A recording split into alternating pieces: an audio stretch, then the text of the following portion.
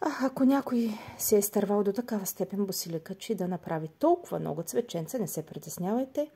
От цветята, стъблата и листата, но най-вече от цветята на босилика се прави много успешен и без всякаква химия сироп против кашлица.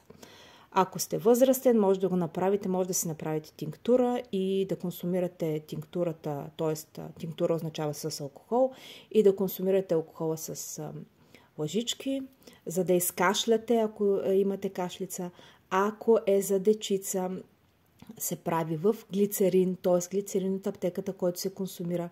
Слагат се цветченцата в самия глицерин, оставя се на водна баня на тих огън за 2-3 часа и после се махат цветченцата, глицеринът се съхранява на хладно място и после давате просто на самото детенце по една лъжичка, за да изкашля. Пък, ако не ви се занимава с всичко това, сушете си ги и си правете чайче. Чисто и просто чайче от цветя на босилек.